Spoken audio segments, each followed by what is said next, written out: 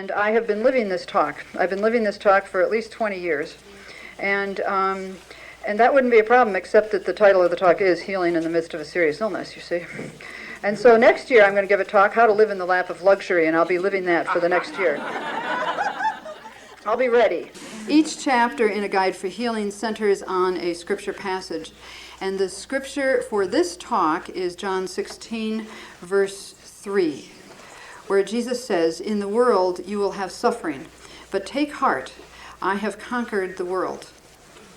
So to start off, there is a book that I read, a wonderful book called Traveling Mercies. It's by Anne Lamott. And she tells the story in there of a neighbor of hers named Rick. And Rick, about 10 minutes after Rick moved into her neighborhood, he was diagnosed with lung cancer that had metastasized to his brain already. And so Rick went through horrendous treatments, surgery and chemotherapy and radiation and the whole 9 yards. But Rick, throughout all of this, had this incredible upbeat, positive attitude and very cheerful and everything. Meanwhile, Anne, the author of this book, Anne was filled by head colds and chest congestion and stuff like this, you see. And she couldn't understand how this guy could have this kind of a positive attitude in the midst of a serious illness. Well, then one day she read an article, an interview of him by somebody who, and this article was in a magazine, and the magazine quoted him as saying, he said that he's so savoring the moments of his life right now, so acutely aware of love and small pleasures, that he no longer feels he has a life-threatening disease. He now says he's leading a disease-threatening life. Now, Jesus tells us, in the world you will have suffering. He doesn't say, if you are unlucky, you'll have suffering. He doesn't say, if you're bad, you'll have suffering. He says, we will have suffering. And so the question is, how do we take heart and experience healing in the midst of that suffering? How do we live a disease-threatening life like Rick? And that's what I'm going to be talking about today. Well, let me describe a typical scenario for a serious illness. Life is rolling along and we sort of appreciate it, but hassles like traffic and stuff like that, they annoy us, and then there's some boring parts of our lives, and oh man, it's kind of a drag. But then boom, all of a sudden along comes something serious. And now everything is turned upside down. Now we are eyeball to eyeball with something that might include any of the following things that you can see there on your outline.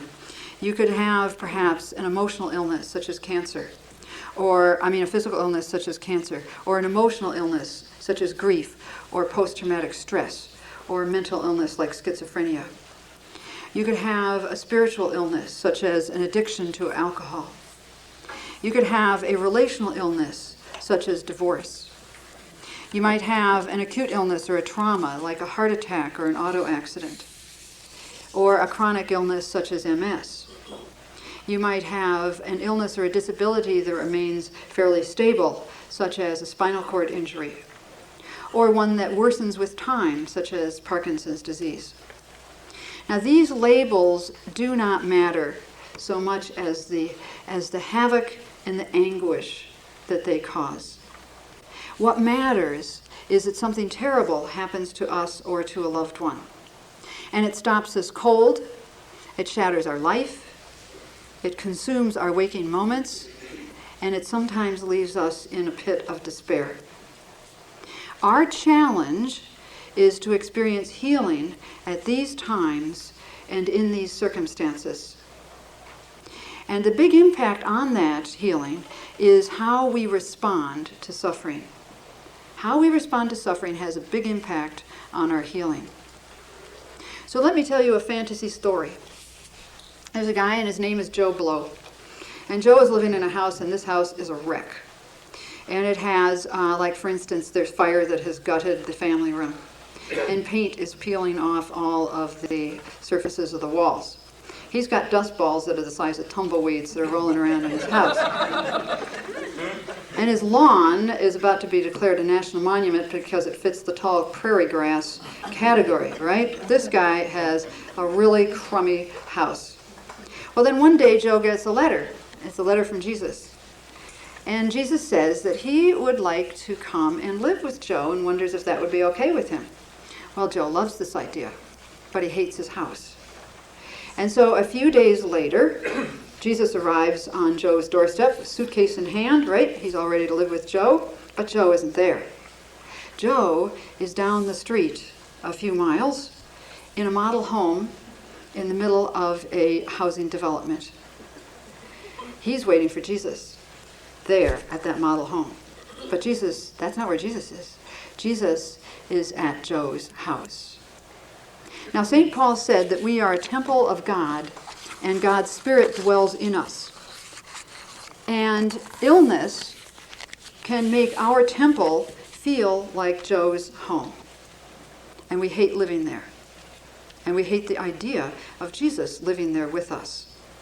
So here's what many of us do for at least a while. We mentally, emotionally, or spiritually go elsewhere. We leave the house of reality, the reality of our serious illness. We go perhaps into the past that we once had, or wish we had had. We go into the future that we'll have after Jesus heals us. We go into a fantasy of what life is as we want it to be, not as life actually is. We go into anything but this life with this illness. And these elsewheres block healing, and they may even kill us. To be healed by Jesus, we must live where he lives. He lives in today's body, mind, spirit, and relationships that we have right now. He lives in the wounds that we suffer from right now. And Jesus asks us to be here in our brokenness. He asks us to be here in reality. Now let me tell you a second story, and this is about the reality of an acute illness, okay? There's a woman, and she falls down a flight of stairs, and she breaks her leg. In fact, her leg is so badly broken that she looks like her thigh has acquired a new joint right in the middle of it because her femur is so badly broken. So the medics come, and they're all set to take her to the hospital, but she staggers up onto her one good leg, and she says, "Oh, thanks, no, but listen, I don't have time for this. I've got 3 meetings today, and my son is graduating from college next week, and I've got to do this and this and this."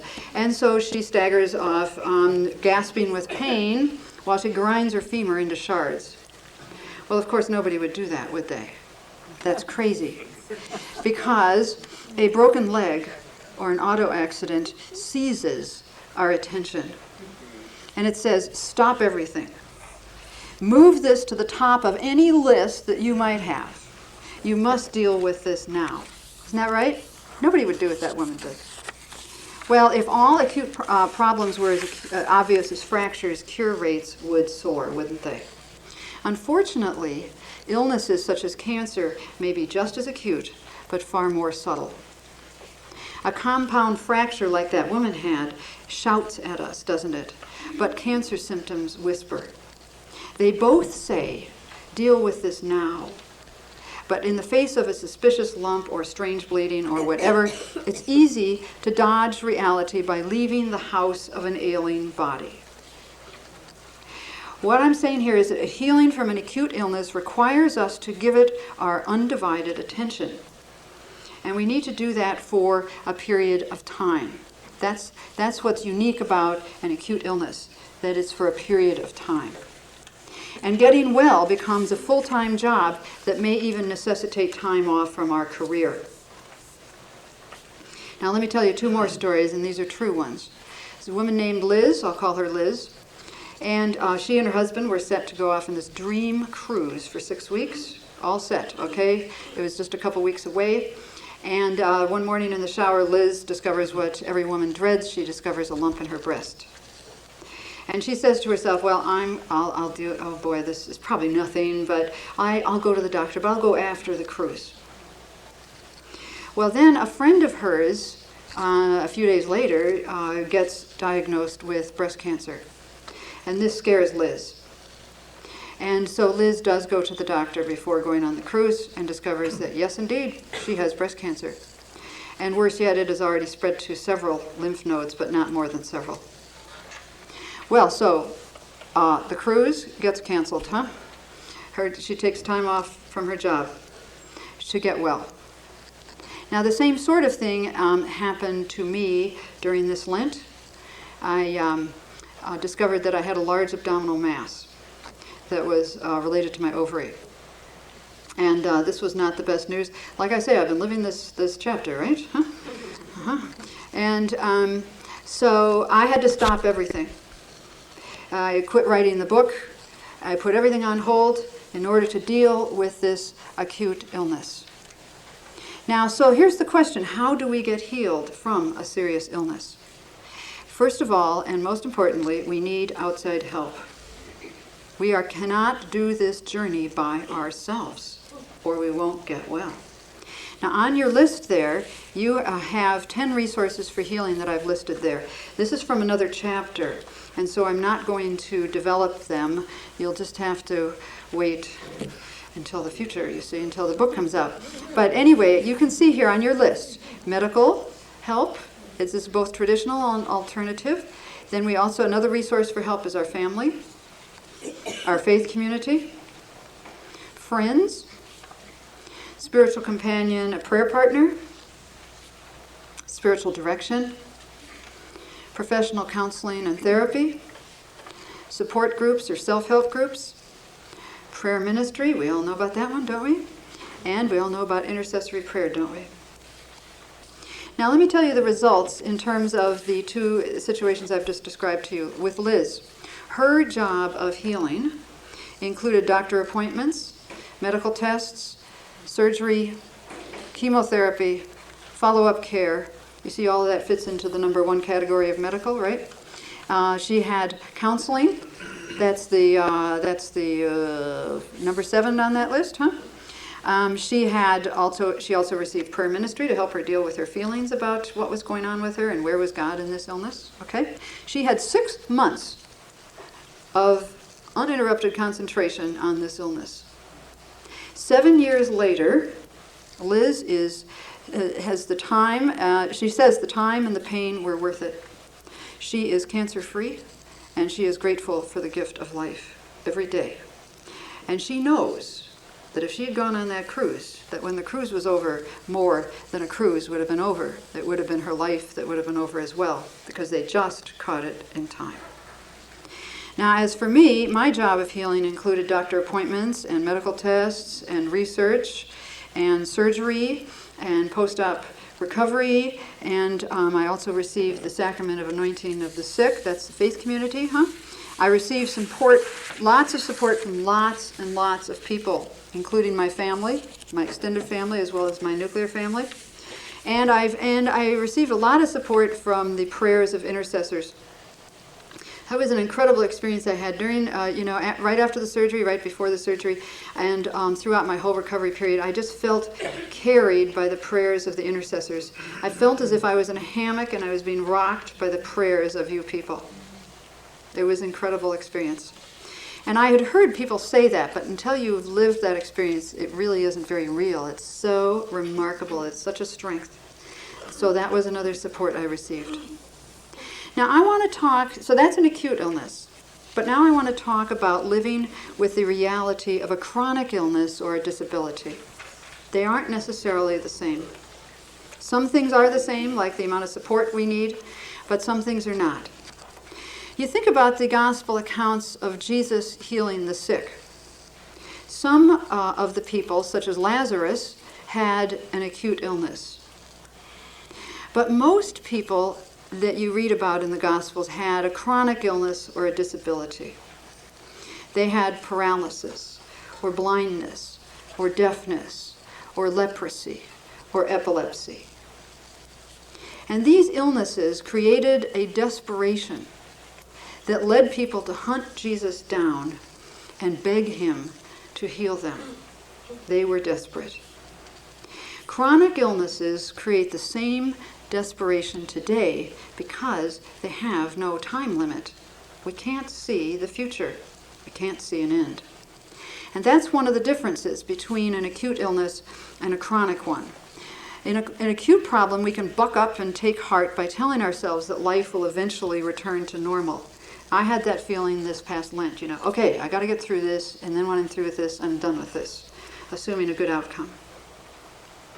And with a chronic problem, the future stretches before us in an unbroken vision of brokenness, doesn't it?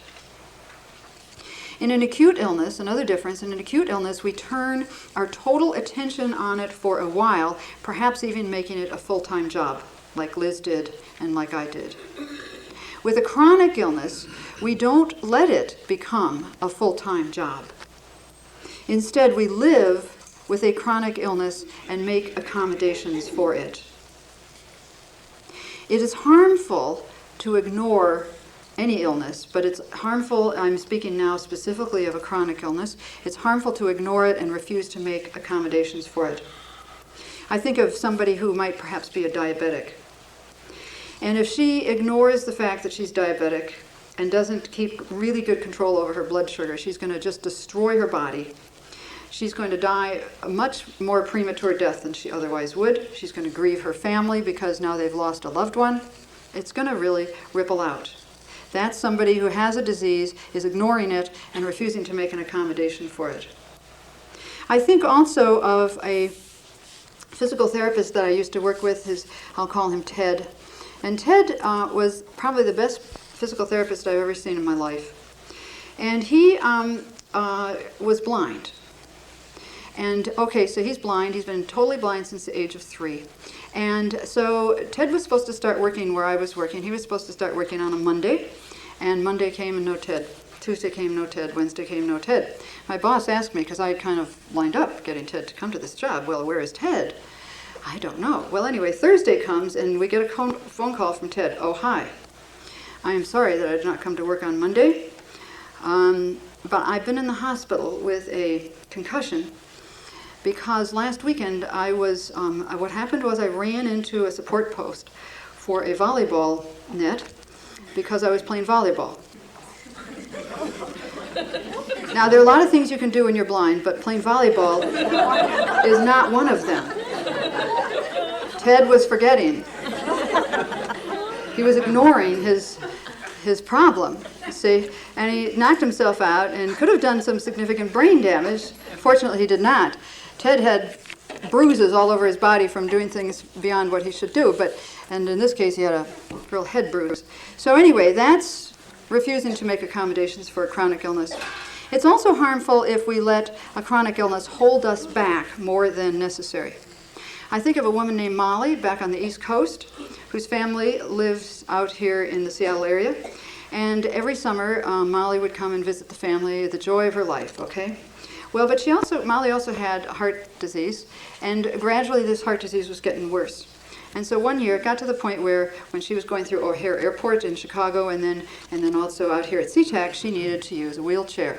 Somebody needed to push her in a wheelchair. Well, this was a great affront to Molly's pride. And when she got back home from her trip, she said to her relatives on the East Coast, she said, well, I'm never going back out there again because I don't want to use a wheelchair. And so she never came to the Seattle area again, and she lived for 8 more years. But she also never left her town again. She was not making an accommodation. She was letting it hold her back more than necessary. That was a refusal to accommodate an illness, right? Okay, then it's also harmful if we make a chronic illness the center of our lives. I think of, shortly after I worked with Ted, I was supervising a PT student who also happened to be blind.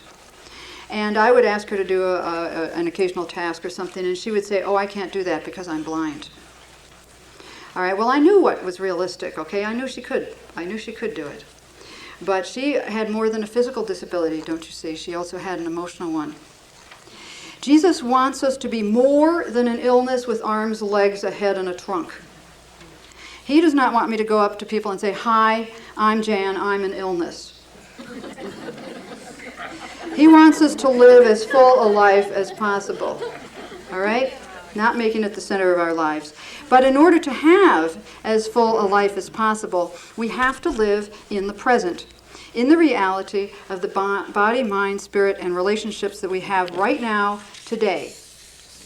So, I will tell you, as part of my living this chapter in this book, that I, too, have had a chronic illness, and it's been since 1973. And sometimes it flares up, and sometimes it's fine, but there are ongoing components of it that make me have to accommodate myself to that, all right? Sometimes it really gets me down. Now, about 5 or 10 years into this illness, I had a prayer vision.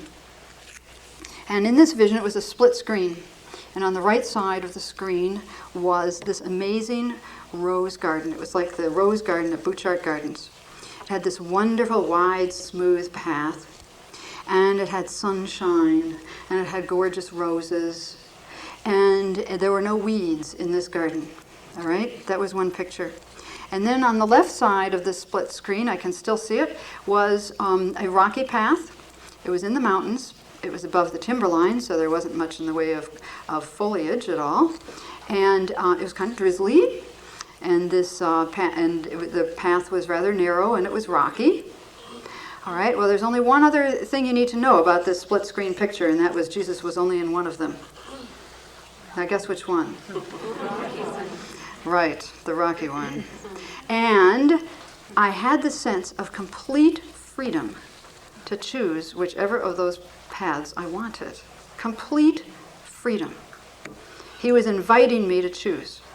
Well, I chose the rocky path because that's where Jesus was. The rose garden was an outdoor version of Joe Blow's model home. Jesus wasn't there. He wasn't there. Now, there is an entire book of the Bible that has been written for those of us who walk on the rocky path of a chronic illness. It's called the Book of Job. God must have known how much help we needed, right? He gave us an entire book of the Bible just for us, huh? And here's a man who suffers the loss of his family, which is a relational wound, then his health, which is a physical wound. He sinks into depression, an emotional wound, enters into a crisis of faith, a spiritual wound. Job also has what other sufferers have, doesn't he? He has advice givers. All right? And they tell Job that it's his fault that he's sick. To quote Job 4, verse 7, "It is man who breeds trouble for himself, as surely as eagles fly to the height." Well, anyway, these friends tell Job what to do. He needs to confess his sins and how to do it. And they have figured out what is wrong, and they don't hold back on telling him all about it. They spend about 39 chapters telling him all about it. Job's friends, I want you to know, they live on in the 21st century. They still are handing out unasked for advice while thinking that they are being helpful. Over the years, I have been urged to use every medical and natural remedy known to humankind. I doubt there are any that I have not been told to use. And in the area of spiritual answers, which is far more distressing, people who don't even know my name have told me that I need to confess some as yet unforgiven sin. They've told me that I'm sick because I don't have the faith to be healed. They have told me I should claim my healing and stop taking my medicine. And I've also been told that my illness is God's will. That's a belief that puts God in the role of an abusive parent, isn't it? Who inflicts disease and harm and pain upon his helpless children. It's an opinion that contradicts everything that Jesus said and did in his healing ministry, and it contradicts everything you have learned in ICM, doesn't it? God does not want us to be sick, and yet sometimes we are. And Jesus says that he has conquered the world, but sometimes it feels as if he's conquered nothing. The reality of a rocky path clashes with the fullness of life that Jesus said that he came to bring us. So then what's the deal, huh? What is the deal? I once thought that the fullness of life would look like the rose garden in my prayer vision. I not only wanted that garden, I expected it. And I even sometimes demanded it. It's not fair. I sought a happily ever after life of adventure and comfort and approval. That's what I wanted. And through illness, what I got instead was a kind of richness that I didn't know existed. I got a relationship with God. I received emotional and spiritual healing. I received a compassion for those in pain. And most amazing of all, that something I would have never expected in my entire life, even if I lived to 200 years old, I got a writing ministry. I did not even know that this was down my path. I lost the dream of what I thought life would be like, but I gained something better. It's taken me a long time to see that gain. My illness sometimes depresses me, frustrates me, angers me, and scares me. But then whenever it does, and I get into prayer about it, the words of an old song always come back to me, and I only know the first line of the song, and it's always Jesus. It's always Jesus that is singing the first line of this song to me. I wish he would tell me the rest of the words, you know. But anyway, the first line is the important one. I beg your pardon. I never promised you a rose garden. Ha, ha, ha. That's Jesus. Oh, very corny, wouldn't you say, right? Well, at the same time, so I say, okay, Lord, that's very funny, you know. But then I have to admit, I freely chose the rocky path, not the rose garden. So, here's the question. How do we take heart, as Jesus urged us to do, while also accepting that we will suffer during our life? It'd be nice if I could give you some 1, 2, 3 answers, but I will just say that a serious illness pulls us into a mystery beyond answers. And so what follows are not answers, but are some quotes that you see there on your outline, and there's some thoughts that have helped me in my journey, okay? And the first quote is by Mother Teresa, who says, "Yesterday is gone, tomorrow has not yet come, we have only today. Let us begin." Living with an illness in the present moment is the basis of the healing of that illness. When we can say, this is the life I have today and I'm going to deal with it, we open ourselves to God's grace. We may or may not experience the particular healing that we seek, but for sure, God will touch us and transform us. Okay, here's a second quote now. Only grief permits newness. That's a man named Walter Brueggemann said that. And what he's saying here is that as we live in the present, we're going to encounter feelings of what we wanted our life to be. So if you have a shattered marriage, for instance, or the death of a loved one, or paralysis, or some other wound like that, these wounds are huge losses, and we need to grieve them before we can accept them and be healed. All right? So that's another chapter in my book. I would like to expand on it, but I can't. So, but just keep that in mind, that we need to grieve our losses. And then another quote by Henri Nouwen in The Inner Voice of Love said, "Keep returning to those to whom you belong and who keep you in the light." Here he's talking about our support group. And what he's talking about is not the kind of advice givers that Job endured. We're talking here about the support of those who keep us in the light and help us on our journey.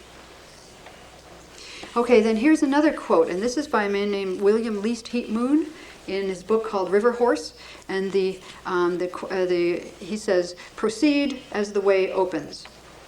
This was the motto of Heat Moon and his co-pilot on a 5,200-mile trip across America in a small boat. He didn't think he could do it, but he did it, huh? And every time the two of them wondered what to do, they reminded themselves of their motto, "Proceed as the way opens." So what he talks about in his book is just all these incredible obstacles and weather that they ran into. And this sometimes scared them silly. I mean, he has some vivid descriptions of his terror, all right? The same is true with a serious illness. We're sure to encounter obstacles and lots of stormy weather. And when we do, our normal response will be similar to the disciples during the storm on the Sea of Galilee. Our boat of life is about to sink, and Jesus appears to be asleep in the stern. And so in prayer we say what they said in Matthew 8, verse 23, "Save us, Lord, we're about to die." Like, hello, Jesus, are you noticing the problem I'm having here? Are you noticing this illness? Are you noticing the illness of my loved one? Hello? We're trying to shake Jesus awake because we're afraid that he's not noticing. I remember an encounter like this. The only tornado I've ever been in my life happened to be on a lake in a boat. Yes, of all the bad luck, right? And it was in Minnesota. And we took off. There were a number of boats. About 10 of our boats took off at the same time for a supper sale. I was at a camp. All right. And the sky was completely crystal clear blue, not a cloud in the sky, not even a puff of a cloud in the sky. And then all of a sudden, in less than 5 minutes, the sky went to totally inky, greenish black. It was the ugliest sky I've ever seen in my life. And we were sailing like crazy to get back to land. But you know, in 5 minutes, you can't sail very far. All right, so then all of a sudden, we knew that here comes the funnel, okay? So then what we had to do was to turn our boat so that this funnel would hit us from the stern. We figured that was our best chance of not capsizing. And we had to, of course, just yank our sails down and get huddled in the bottom of the boat and do all these things, all right? We did some things to keep from capsizing, in other words. But we knew that we were in the midst of a power over which we had no control. If you've ever been in a tornado or a hurricane or an earthquake, I'm sure I've hit something for each one of you, right? You know you are in the midst of a power over which you have no control. Now, Heat Moon's journey across America took months, and a journey with an illness can take decades or even a lifetime. And as with any trip, there will always be obstacles and storms. And we must be involved or we're at risk of capsizing. But we must also accept that there are elements of a serious illness over which we have little or no control. That's what makes it scary. And also that's why we need Jesus. We need him with us on our boat. Heat Moon needed a co-pilot, and so do we. Now, the next quote is from the scripture passage, one of my favorites, Romans 8:28. We know that all things work together for good for those who love God, who are called according to his purpose. Now, I don't know about you guys, and I'm pretty sure that I'm speaking for all of us where I say that the Bible is a source of emotional and spiritual life for each of us, isn't it? I've experienced a lot of healing through scripture. And this passage helps me look for ways that God has turned the bad of my pain into something good. Thanking God gives me gratitude that my pain has not been wasted. God has brought good out of my suffering, even though that good has not yet included the complete physical healing that I want. Now let's look at the next quote, which is also by Henri Nouwen. As long as you keep pointing to the specifics, you will miss the full meaning of your pain. That's kind of a strange statement, isn't it? Father Nouwen wrote these words for himself towards the end of 6 months of recovery from a profound inner turmoil that he suffered from, where he had to go on a sabbatical and just focus on his own inner healing for about 6 months. He went on to note what would happen if he kept focusing on the specifics of his own particular illness. He says, and you've got this also on your outline, I think, you will deceive yourself into believing that if people, circumstances, and events had been different, your pain would not exist. This may be partly true, but the deeper truth is that your pain is the concrete way in which you participate in the pain of humanity. Well, who wants to participate in the pain of humanity? Everybody stand up who wants to. No, I don't. Yet, sooner or later, willingly or unwillingly, each of us does. Jesus did, so do we. Our challenge is to participate without getting swallowed up by self-pity or bitterness or other destructive emotions. My health has improved over time, but in one area I still can't do what most people do, and I still get occasional flare-ups. So when I'm especially aware of this, of what I can't do that I want to do, there's a longing that arises within me. And that's really no problem. Longing is part of the pain of humanity. But the problem comes because it is easy to move from longing into an internal whining that sucks happiness down into this poor me whirlpool of misery. Oh boy, right? Over time, I have learned to deal with this by turning my eyes outward toward the suffering of others. That's what Nouwen is talking about here. And in so doing, I find healing for them and for myself. I remember for years, just before I came into ICM, I used to bring communion to the sick once a week at a local hospital. And it was like my weekly dose of participating in the pain of humanity. And before I would go in to start bringing communion to these people and praying with them and weeping with them and sometimes laughing with them and also talking with them, okay? Before that, invariably, I was always depressed. After that, I would leave and I would say, Lord, I am never going to complain again. Well, that lasted about 6 days, and then I needed another dose of the pain of humanity. And it took me 6 years to finally kind of get the idea and not feel sorry for myself. Now, Nouwen says, I will give a last quote by Nouwen here. He says, paradoxically, healing means moving from your pain to the pain. Jesus' suffering, concrete as it was the suffering of all humanity. Every time you can shift your attention, your suffering becomes easier to bear. It becomes a light burden and an easy yoke. Your very personal pain begins to be converted into the pain, and you will find new strength to live it. Herein lies the hope of all Christians. Now, in conclusion, I want to tell you about the rest of the story about my split picture prayer experience.